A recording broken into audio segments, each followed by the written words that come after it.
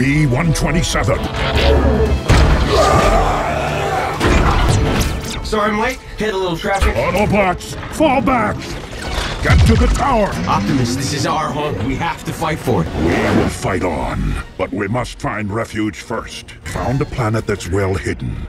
Earth. You will travel there and establish a base for us. You must protect the planet. If the Decepticons find it, then our people are truly finished. Now go. Good luck, soldier. I'll buy you some time. Kamusta kayong lahat? Nandito na naman tayo sa Filipino Chill Recap. At ngayon, pag-uusapan natin ang science fiction action film na tinatawag na Bumblebee. At bago tayo magpatuloy ay isa-shoutout muna natin si Zoldy Mainay, Carlo Gamarang, Reyna Bacares, Joshua Adoro Galit, Jojo Jade Baterna, Analiza Somido, Nonoy Mar, at Linden Sumatra from Ozamis. Maghanda na kayo dahil sa mga spoilers na darating. Nagsisimula ang kwento sa Cybertron, kung saan nagaganap ang matinding labanan sa pagitan ng Autobots at Decepticons. Napagtanto ng mga Autobots na kailangan na nilang umatras dahil tuluyan ng nasakop ng kalaban ang kanilang planeta. They broke into the front lines! I've lost contact with the capital! Too many of them!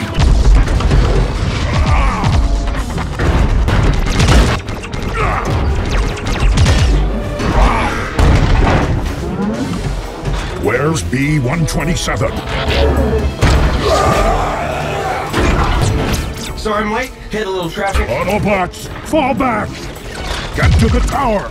Upang masiguro ang kanilang kaligtasan, iniutos ni Optimus Prime, ang leader ng Autobots, kay B-127 na magtungo sa Earth at magtayo ng base para sa kanilang grupo. Samantala, maghahanap naman ang natitirang miyembro ng mga kakampi sa iba't ibang galaxy bago muling magtipon sa Earth. Sumunod si B sa utos ng kanyang leader at umalis sa Cybertron para tuparin ang kanyang misyon. Samantala, sa Earth, habang nagsasagawa ng field training ang ilang sundalo, nagulat sila ng may tila asteroid na bumagsak mula sa langit. Sa pagbagsak nito, nagkaroon ng malakas na pagsabog na nagpalipad sa mga sundalo. Habang naguulat si Jack sa base para humingi ng medikal na tulong, hindi pa rin nila alam kung ano ang tumama sa kanila. Sa mga oras na yon, bumangon mula sa wasak na lugar si B, at nang makita ang paparating na mga sasakyang militar, agad siyang tumakas. I need all of you to fan out and track that thing down, now! Nag-transform siya bilang isang jeep para makatakas, pero matapos ang isang aksidente, patuloy pa rin siyang tumakbo sa kagubatan. Kahit tinamaan ng maraming bala, nagawa niyang takasan ang mga humahabol.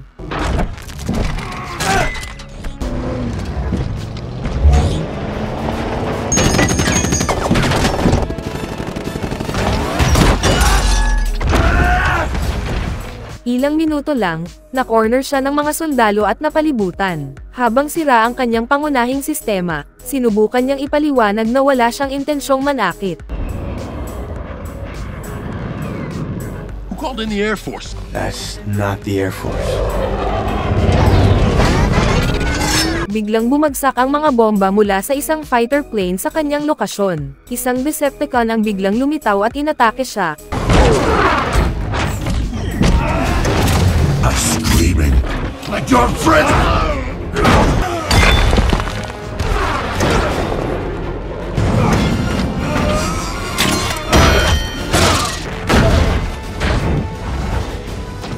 Pilit kinukuha ang impormasyon kung nasaan ang mga Autobots. Tumanggi si B na ipagkanulo ang kanyang mga kasama, kaya tinamaan siya sa leeg, nawalan ng boses, at itinapon sa bangin. Malapit nang tuluyang masira si B, pero lumaban siya pabalik at tuluyang napasabog ang kalaban. No! Dahil sa labanang iyon, nasira ang memory cells niya. Naglakad-lakad siyang walang direksyon hanggang marating niya ang isang tabing dagat. Bago tuluyang mawalan ng malay, nakita niya ang isang Volks at Beetle at nagawang mag-transform sa huling pagkakataon. Samantala, nakilala natin si Charlie, isang 17-year-old na babae na hirap pa ring tanggapin ang pagkamatay ng kanyang ama. Sa bisperas ng kanyang kaarawan, humingi siya ng $500 sa kanyang ina para makabili ng pyesa ng kanyang sasakyan. Pero sinabi ng kanyang ina, si Sally, na wala silang ganoong pera at inutusan siyang ihatid ang kanyang kapatid sa karate gamit ang bisikleta. Pagkatapos tumulong sa bahay, pumunta si Charlie sa kanyang trabaho bilang waitress sa amusement park ng bayan. Habang may dalang mga inumin sa tray, nabuhusan niya si Trip, isang lalaking gusto niya, dahilan para siya'y mapahiya. Pagkatapos ng kanyang shift, dumaan si Charlie sa workshop ng kanyang tiyo, si Hank, sa pag-asang makahanap ng pyesa. Sa pag-iikot niya, napansin niya ang isang lumang dilaw na beetle. Sinubukan niyang paandarin ito, at sa sandaling iyon, nagpadala ng signal ang kotse na umabot sa Decepticon na si Shatter. Pinlano ni Shatter na hanapin si B-127 para matuklasan kung nasaan si Optimus Prime. Nang tumanggi si Cliffjumper na isiwalat ang lokasyon ng kanyang leader, brutal siyang pinatay at biniyak ang katawan. Set course for Earth. Pagkatapos pumili ng ilang pyesa, binayaran ni Charlie ang kanyang tiyo at umuwi. Ilang oras niyang sinubukang ayusin ang kanyang sasakyan pero hindi ito umaandar. Sa inis, sumuko siya at natulog. Malungkot siyang nagmasid sa kanyang ina na tila ba nakalimot na sa alaala ng kanyang ama at mas abala na sa bagong asawa. Kinaumagahan, nagising si Charlie sa kanyang ika-18th birthday. Binigyan siya ng kanyang ina ng regalo at natuwa siya, pero agad na dismaya nang makitang isang floral helmet lang ito para sa kanyang bisikleta. Sumunod na binigyan siya ng regalo ng kanyang amain na si Ron, isang self-help book tungkol sa Power of a Smile. Sa kabila ng pagkadismaya, determinado si Charlie na kunin ang dilaw na beetle mula sa workshop ni Hank. Nag-alok siyang magtrabaho ng 1 taon kapalit ng kotse, pero sa kabutihang loob ni Hank, ibinigay na lang niya ito bilang regalo sa kaarawan. Ilang oras pa ang ginugol ni Charlie sa pag-aayos ng sasakyan hanggang sa napaandar niya ito at masayang ipinagmaneho pa uwi. Kinagabihan, may napansin siyang kakaiba sa beetle. Nagpa siyang silipin ito, at laking gulat niya nang mag-transform ito sa robot, si B-127, na agad nagtago sa sulok ng garahe. Bagamat natakot siya noong una, napagtanto niyang hindi ito nananakit. Dumating ang kanyang ina, kaya agad nag-transform si B pabalik sa pagiging kotse. Pag-alis ni Sally, sinubukan ni Charlie kausapin ang nilalang at agad din niya itong nakagaanan ng loob. Napagtanto ni Charlie na nakakaintindi ito, pero hindi makasagot dahil sira ang voice system nito. Matapos magpakilala, tinanong niya ito kung ano ang pangalan, pero wala itong maalala. Kaya pinangalanan niya na lang ito bilang Bumblebee. Samantala, sa kabilang panig ng bansa, may magkasintahang nag-uusap tungkol sa paghihiwalay nila. Napansin nila ang kakaibang bagay sa langit, isang asteroid na mabilis papalapit. Sa gulat, sinubukang takpan ni Roy ang kanilang kotse, pero bumagsak ang asteroid sa isang truck na dumaraan. Wala silang galos, pero biglang bumagsak ang pangalawang asteroid at tinamaan ang kanilang sasakyan. Sa kanilang pagkabigla, may lumabas na 2 sasakyan mula sa pagsabog at agad nag-transform sa Decepticons. Walang pag-aalinlangan, pinatay ni Dropkick si Roy. Magsisimula na ang paghahanap ng Decepticons kay Bumblebee. Kinabukasan, nagmamadaling pumunta si Charlie sa garahe at laking gulat niya nang wala si Bumblebee. Nag-alala siya at tinanong ang kapatid niyang si Otis, na nagsabing dinala ng kanilang ina ang kotse sa vet kasama si Conan, ang aso. Agad kumuha ng bisikleta si Charlie para habulin sila. Habang nasa daan, sinubukan siyang kausapin ng bagong kapitbahay niyang si Memo pero binaliwala niya ito dahil abala siya sa paghahanap kay Bumblebee. Nang makita ni Bumblebee si Charlie, kumaway siya, na naging dahilan para tahulan siya ni Conan. Natakot si Charlie na mapansin ng kanyang ina ang kakaiba, kaya agad siyang tumakbo at pinahinto ang sasakyan. Inalok niya ang inang siya na lang ang magdadala sa aso sa vet. Maya-maya, dinala ni Charlie si Bumblebee sa tabing dagat para turuan siya kung paano magtago. Ipinaliwanag niya na hindi ito dapat magpakita ng tunay na anyo sa kahit na sino at palaging kailangang mag-transform bilang kotse kapag may ibang tao. Samantala, nakadetect ang militar ng presensya ng alien sa bansa kaya nagsimula na silang mag-imbestiga. Si Dr. Powell, nasabik makipag-ugnayan sa mga extraterrestrials, ay nais makilahok. Nang matagpuan ng mga sundalo ang mga Decepticons, tinanong ni Jack kung bakit sila nasa Earth. Sagot ni Shatter, may delikadong kriminal daw na tumakas mula sa Cybertron at nagtatago sa planeta. Humingi sila ng tulong ng tao para hanapin ito at sinabing mapapahamak ang buong sangkatauhan kung hindi sila tutulong. Tumanggi si Jack na makipagtulungan, pero inanyayahan ni Dr. Powell ang mga alien na makipag-usap sa kanilang mga pinuno. Habang naglalakad sa gubat, inialok ni Charlie na ayusin ang sira sa voice system ni Bumblebee. Pero sa halip, aksidente niyang na-activate ang isang mensahe mula kay Optimus Prime. B-127. Our war rages on. Planet Earth. Survival. Pagkarinig sa mensahe, nagsimulang maalala ni Bumblebee ang ilang piraso ng kanyang alaala, kabilang na ang sandaling umalis siya sa Cybertron. Ravage. Eject.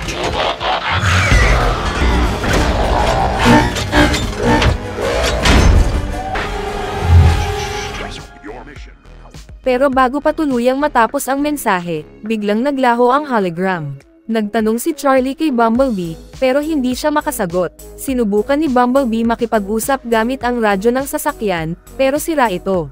Habang inaayos ni Charlie ang radyo, biglang pinatugtog ni Bumblebee ang isang lumang video ng huling diving competition ni Charlie. Naiinis si Charlie sa nakita, pero pinigilan niya ang sarili dahil alam niyang hindi naman intensyon ni Bumblebee na saktan siya. Pagkatapos ayusin ang radyo, ibinalik niya ito kay Bumblebee na natuwa at sabik na muling makarinig ng musika.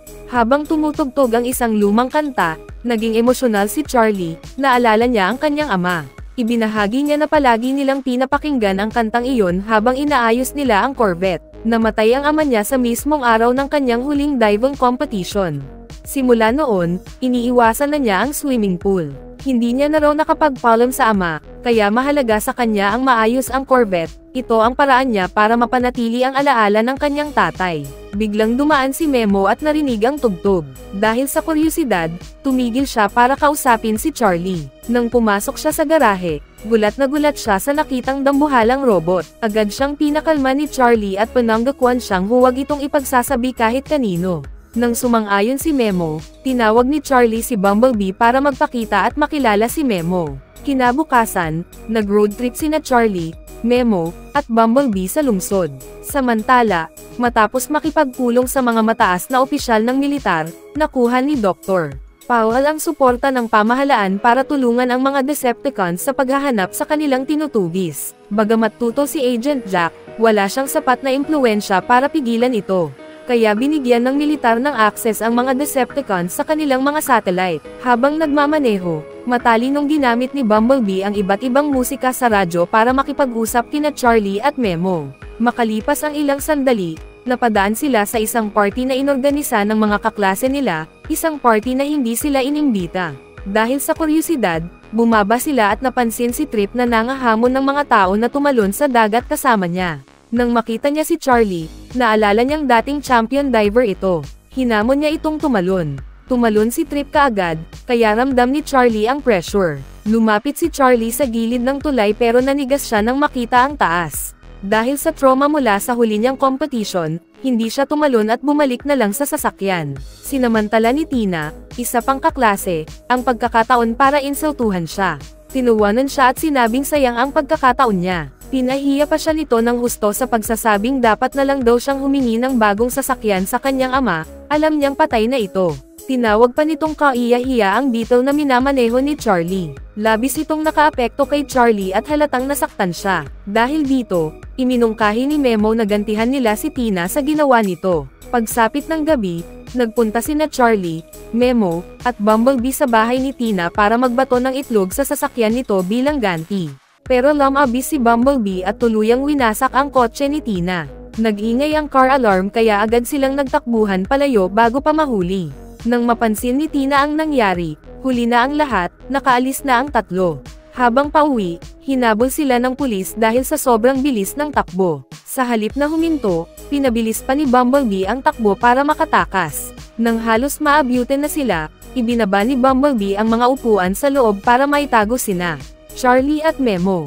Akala ng pulis ay walang driver, kaya tumawag ito ng backup. Nagpatuloy ang habulan, pero nakaisip si Bumblebee ng paraan at biglang lumikot tumakbo palayo. Sa huli, nakatakas sila. Pagdating nila sa bahay, nagpaalam sina Charlie at Memo.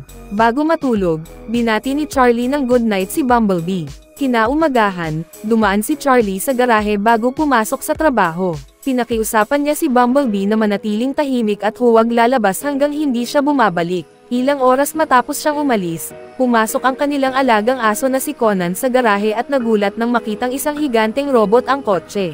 Sa takot, tumakbo ito pabalik sa bahay. Dahil sa kuryosidad, sumunod si Bumblebee at nabangga ang pinto papasok ng bahay. Nagkagulo sa loob, wasak ang lahat dahil sa laki ni Bumblebee. Samantala, nakatanggap ng ulat ang militar tungkol sa isang sasakyang walang driver at agad nagtungo sa Brighton Falls, kasama ang Decepticons. Kasabay nito, narinig ni Memo ang kaguluhan sa bahay ni Charlie kaya agad siyang tumawag sa kanya. Pag-uwi ni Charlie, gulat na gulat siya sa pagkawasak ng buong bahay. Dahil sa kahihiyan at pagsisisi, nagtago si Bumblebee sa likod ng sofa. Inutusan siya ni Charlie na bumalik sa garahe habang sinusubukan niyang ayusin ang gulo. Habang kinakalma ni Charlie ang sitwasyon, dumating si Sally, ang kanyang ina. Galit na galit ito at sinabing ang ugali ni Charlie ang dahilan kung bakit hindi na masaya ang kanilang pamilya. Labis itong tumama kay Charlie. Sagot niya, sa loob ng ilang buwan, hindi nyo na ako kailangang tiisin. Punong-puno ng sama ng loob, sumakay siya sa Beetle kasama si Memo at Bumblebee, kahit hindi alam kung saan sila pupunta. Habang nasa daan, hinarang sila ng grupo ng mga armadong sundalo. Pinababa sila ng sasakyan. Inaresto sina Charlie at Memo, pero agad kumilos si Bumblebee para iligtas sila. Do not run!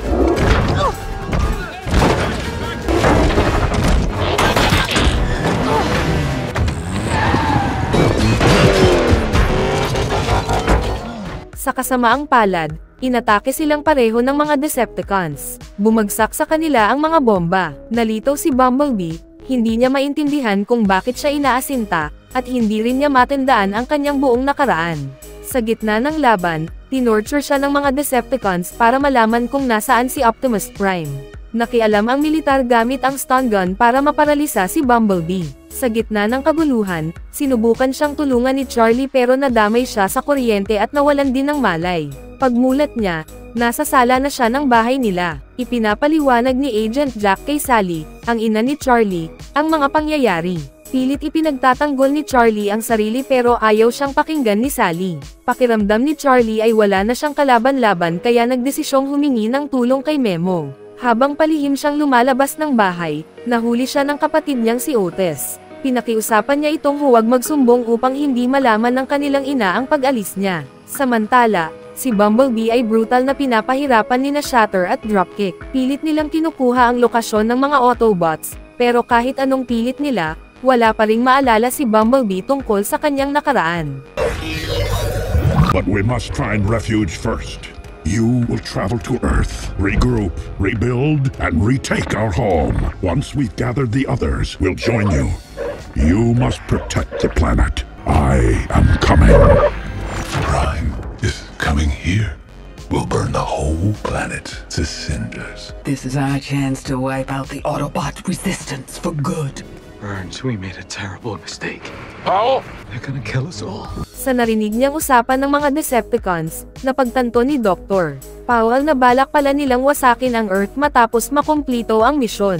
Tinangka niyang babalaan si Jack pero napatay siya bago pa makapagpadala ng babala. Sa bahay, sinimulan ng ayusin ni Sally ang mga nasirang gamit. Naging hinala siya sa pagkawala ni Charlie at nag-imbestiga. Kahit sinubukang pagtakpan ni Otis ang kapatid, napilit siyang sabihin kung saan nagpunta si Charlie. Samantala, naghahanda na sina Shatter at Dropkick na humingi ng reinforcement mula sa Cybertron. Iniwan nilang tila patay na si Bumblebee at nagtungo sa isang transmission tower para magpadala ng mensahe. Dumating si Charlie at Desperadong. Sinubukang buhayin si Bumblebee gamit ang stun guns. Sa ilang ulit na pagtatangka, muling nagising si Bumblebee at dahil sa kuryente, naibalik din ang kanyang alaala. Ilang sandali lang, dumating si Jack at ang kanyang mga sundalo, sabay sabog sa gate ng pasilidad. Nadamay sa pagsabog sina Charlie, Memo, at Bumblebee. Iniutos ni Jack na hulihin ang mga bata at sirain si Bumblebee. Handang sumuko si Bumblebee pero bigla siyang nagalit nang makita niyang nasaktan si Charlie.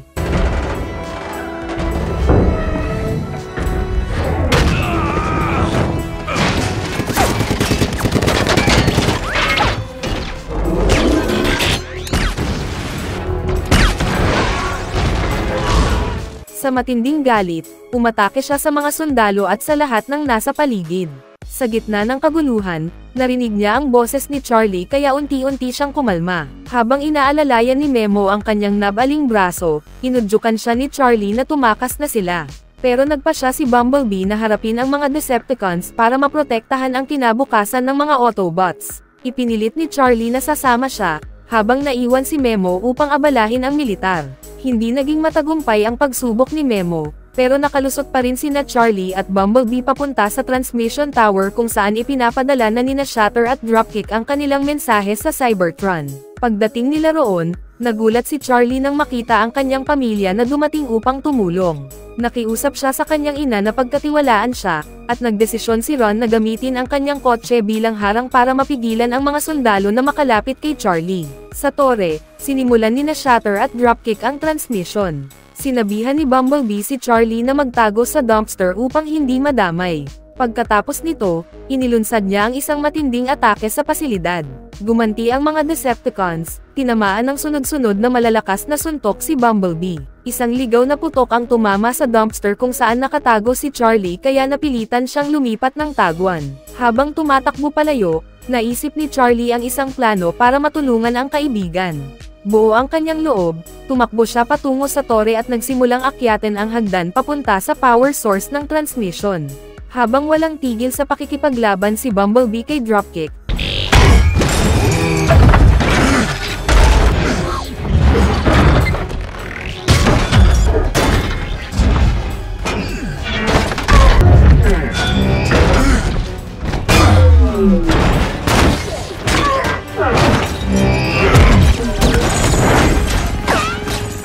nagtagumpay siya sa paggamit ng isang chain para mapasabog ito. Pagkaputok ng katawan ng kalaban, sandaling nakahinga si Bumblebee. Pero biglang dumating si Agent Jack sakay ng isang helicopter at umatake mula sa ere. Sa kalagitnaan ng labanan, nasira ang helicopter ni Jack at nagsimulang bumagsak. Agad namang lumipad si Bumblebee at sinalo ito sa ere, ligtas na inilapag sa lupa. Sa tuktok ng tore, naghahanda si Charlie na sirain ang power source. Nang maunawaan ni Shatter ang balak niya, iniwan nito ang laban kay Bumblebee at sinubukang habulin si Charlie. Pero hinarang ito ni Bumblebee at tinamaan ng malakas na suntok, kaya napilitang magpatuloy sa pakikipaglaban. Sinamantala ni Charlie ang pagkakataon at tuluyang nasira ang power source, dahilan upang maputol ang transmission. Habang ginugulo ni Charlie ang signal, patuloy sa pakikipaglaban si Bumblebee kay Shatter. Sa kabila ng lahat ng kanyang pagsisikap, nalalamangan siya at halos matalo. Nang maunawaan niyang wala na siyang ibang paraan para matalo si Shatter at mailigtas ang Earth, gumawa siya ng matapang na desisyon, winasak niya ang kalapit na dam. Nagpakawala ito ng napakalaking baha na tinangay si Shatter at tuluyang winasak. Ngunit nadala rin sa ilalim ng tubig ang katawan ni Bumblebee. Sa matinding pagnanais na iligtas ang kaibigan, hinarap ni Charlie ang pinakamalaki niyang takot, diving. Tumalon siya sa tubig at lumangoy laban sa agos hanggang sa marating si Bumblebee. Nagtagumpay siyang gisingin ito at tinulungan itong makabalik sa ibabaw. Ilang sandali lang, hinarap nila si Agent Jack. Dahil sa utang na loob kay Bumblebee sa pagsalbo sa kanya, pinayagan niya silang makatakas bago dumating ang iba pang sundalo. Kinabukasan, matapos ang lahat ng kaguluhan, nagtungo sina Charlie at Bumblebee sa Golden Gate Bridge para magpaalaman. Sinabi ni Bumblebee na kailangan na niyang umalis upang ipagpatuloy ang kanyang misyon at protektahan ang mga Autobots. Habang iniskan ang paligid, napansin niya ang isang Camaro at nag-transform siya bilang kopya nito upang makalakad ng hindi na makilala ng militar. Pagbalik sa bahay, masaya siyang sinalubong ng kanyang pamilya at ni Memo na naghihintay sa kanya.